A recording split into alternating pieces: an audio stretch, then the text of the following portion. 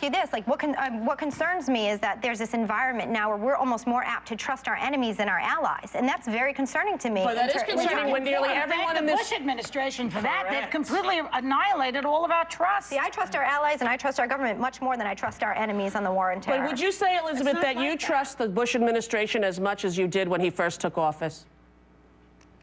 Would you admit? You know what? In a time of war, I think you are in a position where you have to trust your Nearly everyone in this administration is under indictment or suspicion. Nearly every person. From Karl Rove to Rumsfeld to Gonzalez. What do you have to do to get impeached in this country? You know what you have to do. You know what you have to do. That is such an extreme measure to try to impeach Bush. But what you have to do is you have to have Monica Lewinsky come into your office. That's what you have to do. Let me tell you something. People will laugh at that incident. People will brush that off, and I'm going to be Monica, and I'm going to be discreet because your daughter's here. Okay. But let me tell you, while he was enjoying himself, there were things going on in this world. Namely, 3 times he could have had Osama bin Laden within his scope, and he was too busy to try to act on it. Wait a minute. Wait a second. That is important. I'm not sure that he was enjoying himself at that moment. I'm sure he was doing nothing but enjoying himself. No, I don't think so. I think Ken Starr. The other guy was as bad. The other guy was as bad. He did this. That digresses from what the real issue is, and the issue is. But even you worded a war on terror. I think personally that is propaganda. Exactly, Marcia Gay. Thank you.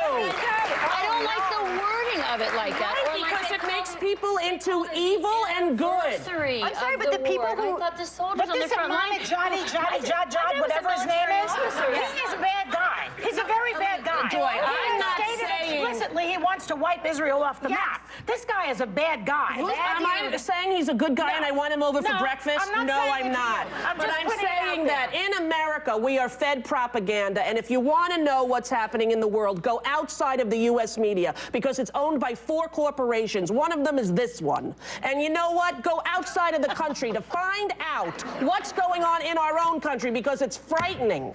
It's frightening. And if so you don't think we're being brainwashed as a whole country, I think not. I think the media democracy is threatened in a way it hasn't been in 200 years, and if America doesn't stand up, we're in big trouble. If you don't stand up right now against Iran and implement tougher sanctions, we'll have a war here. If you want the war here, let's fight it out our own Elizabeth to do yard. is admit it was a mistake to go into Iraq. Just do that. I don't see it as a mistake. I know you still don't see it as a mistake. And a no-bid contract for 5 years, Halliburton. Wait a second, $16 billion. You want to know why we'd go into Iran? For the money. Listen. That's why we would do it. And that's corrupt. What is oil in this world?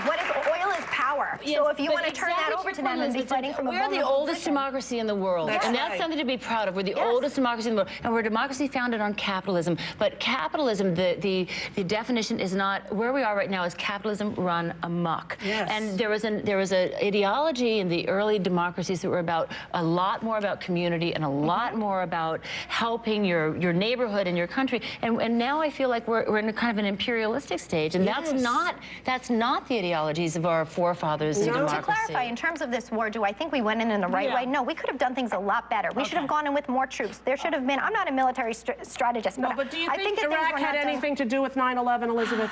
You know what? That's something that I struggle with.